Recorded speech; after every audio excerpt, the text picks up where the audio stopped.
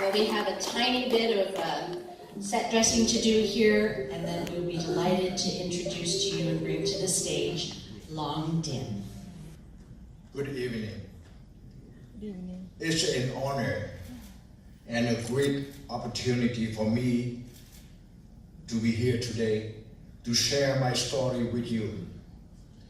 A story of a South Vietnamese soldier, a prisoner of war, a family separated for 15 years, then reunited and grateful for the life we currently have in this beautiful country.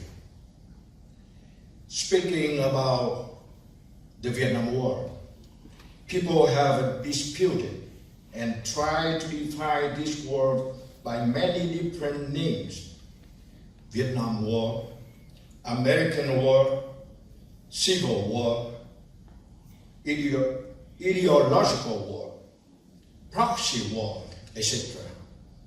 But for me, first of all, it was my war, a war I had to fight. We had to defend ourselves and to keep South Vietnam from falling to communism.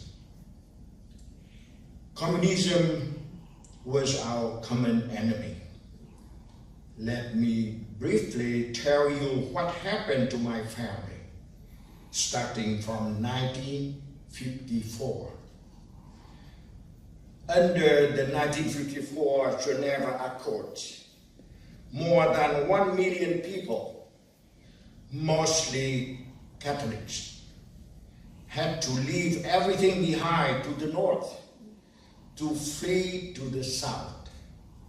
My parents and our family, as Catholics, had to escape from the communist tyranny, their bloody land reform campaign, and their anti-Catholic policy. So, in 1954, we already fled once from the communists. We had nowhere else to go after that. We had to fight to protect ourselves against the communist threat. Their goal was to unify South Vietnam by force and use it as a springboard to spread international communism throughout Southeast Asia. That was also Ho Chi Minh's goal since 1932, when he was the leader of the Indo-Chinese Communist Party. Le Duan, the secretary of the Communist Party of Vietnam, had said, "We fight the Americans for the Soviet Union and China as well." That statement represented the true mission of the North Vietnamese communist leaders and explained why they broke the 1954 Geneva Accords and started their guerrilla warfare in the South. They created the so-called National Liberation Front, Viet Cong, which were really under the control of the North Communist Politburo. Freedom or death, that was our generation's motto. So when South Vietnam announced the mobilization order, I voluntarily enlisted in the Air Force Academy in 1963. I was 22 years old and a high school teacher at that time. During the 12 years of my military service, I served in both military and political domains. I served at an Air Force squadron as a navigator for 3 years with hundreds of air mission to support many important operations where South Vietnamese soldiers were the main boots on the ground, and we successfully defeated the communists. Then I was selected to serve in the political warfare division to conduct a lot of civic actions, psychological operations, and finally, in the position of a senior spokesman for the Vietnamese Air Force, I had to deal with about 300 international reporters coming to cover the news in Saigon. Most of them were liberal and anti-war. Some even supported the other side, the North Vietnamese communists. It was, in fact, the American media that served as another army in the war. They helped fuel the anti-war movement in America and essentially tied the hands of the American military, which, of course, greatly benefited the communist North Vietnam.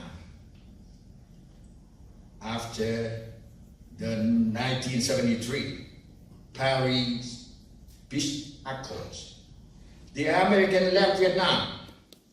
North Vietnam won.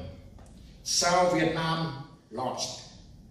We did not lose because we did not fight hard enough or brave enough. We lost because we were outgunned. Without the American support, we lost. With full support from the Soviet Union and China, they won. It's just simple like that. But after winning the war, instead of unifying the country and building a better society for all Vietnamese, the North Vietnamese communists immediately took revenge on South Vietnam. They rounded up hundreds of thousands of South Vietnamese officers and government employees and put them in re-education camps. I was detained in these camps for almost 7 years. I've gone through and witnessed all: hard labor, starvation, sickness, torture, and death. I still have nightmares. They also forced millions of educated people and their family to the new economic zones, where many have died because of extremely harsh, unlivable conditions. This was worse than a quick sweep death. It was like a life sentence on the entire family. We had no chance at anything, no chance at any future. That was one of the many reasons that prompted people to want to escape the country by foot, by boat, by any means they could. And that started more waves of Vietnamese boat people and refugees. 2 million escaped, and estimated 500,000 died in the ocean. My wife and 3 children were those Vietnamese boat people. Our family was separated for 15 years. For us, Vietnamese, the Vietnam War did not end when the American left Vietnam. The Vietnam War did not end when the communist Vietnamese took South Vietnam. It continued for decades after that. I invite you to ask why.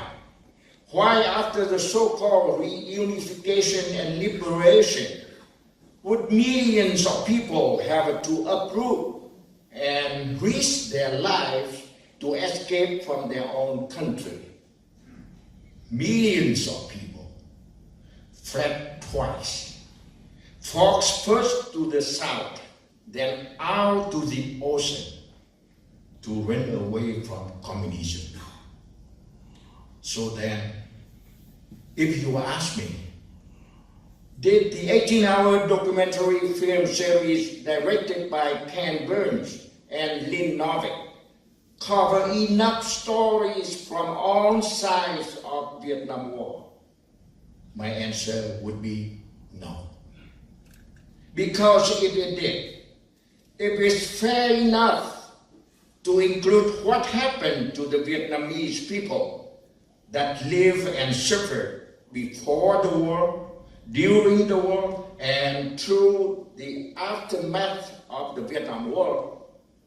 I believe it would finally tell you which side is right and which side is wrong in this war. I thank you for listening to my story and my perspective on the Vietnam War.